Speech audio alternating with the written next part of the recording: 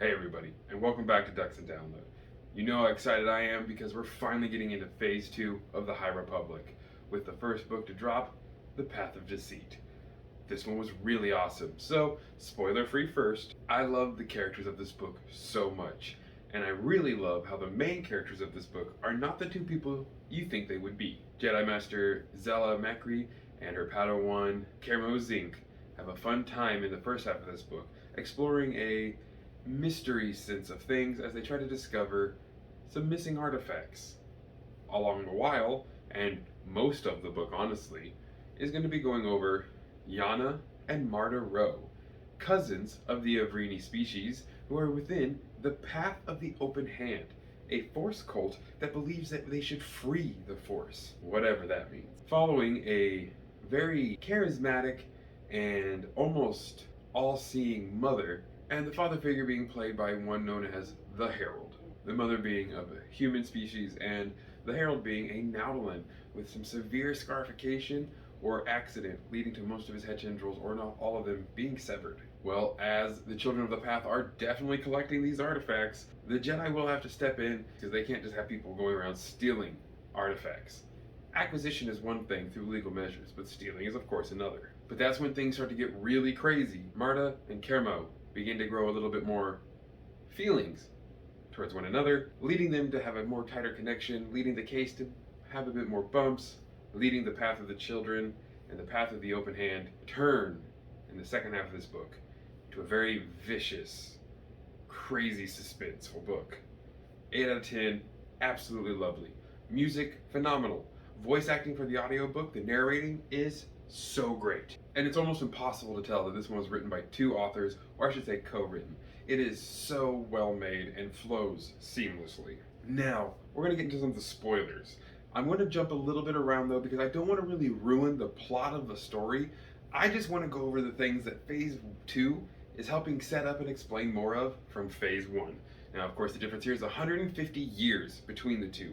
Phase 2 happening before Phase 1. So this is the prequel to the prequel. And again, the main characters to me are Marta and Yana Rowe. Marta is more of a child care and is really kind of, you could tell, aspiring to be more of the mother character. While Yana is here to make money, make a living, and steal artifacts for the mother as long as she demands. One of the first artifacts that Yana talks about, and this was mind-blowing, is a dagger that can cut one from the very essence of the Force. This dagger was found on Moraband, which we know is what the Republic renamed Horaband. That's right, an OG Sith dagger. So cool. Now, it may not be a relic yet, but give it 150 years and this thing is definitely way, way more important. The Path of the Open Hand are building a ship so that they may spread their religion throughout the galaxy. This ship is, of course, the Gaze Electric. Crazy how the Gaze Electric goes from Force-freeing hippie nomads to the Nihil. And I really look forward to really putting those two family trees together between Marta, Yana, and Marchion. So as I said, Marta and Kermo will kind of deliver and receive to one another some flirtatious stuff. Kind of, there's a peck on the cheek, a kiss, that kind of stuff. Light nothingness, but it really leads to the character development that is crushing. It's going to get wild from here on out, though. Because after the Jedi have gone to the planet Dalna, this is, of course, when the Path of the Open Hands starts to really keep eyes on them. Afraid that if they, of course, find out they're stealing artifacts, they're going to bring the whole Republic here, and things are going to get really bad for the children and for the Path altogether. Now, the Path itself also leads me to an Easter egg, or almost thinking, I wonder if this is where they get the Paths. They do have some correlations with the Santecas due to one of their members, Sunshine, who is a key smuggler, but that Santeca ends up dead, and it's definitely not the one we're going to see later on with Marchion Rowe in the ship to go through the Paths. But again, the path, there's a lot of correlation here. Now, the one big thing I gotta give away though is the mother has a orb that she obsesses over through most of this book. By the end of it, the orb hatches. Not an orb, that's right, it's an egg. An egg Sunshine had found on a planet covered in a force vortex. A storm so bad no one can get to it. Planet side, covered in animals ready to rip one, bone from bone. The creature, the slimy slug that first emerges to consume Jedi Master Zella, and then later, as Marta weeps over the man that she hoped to one day love, that's right, Kermo as well, the Great Leveler has its first 2 meals. As all of this is going on, though, due to the fact that Yana has a backstory of trying to leave the path, and then is sabotaged by the mother and sunshine trying to kill her and her party, mostly just to take her out and have collateral damage, sadly. Well, Yana survives, but the daughter of the Herald and Yana's girlfriend does not.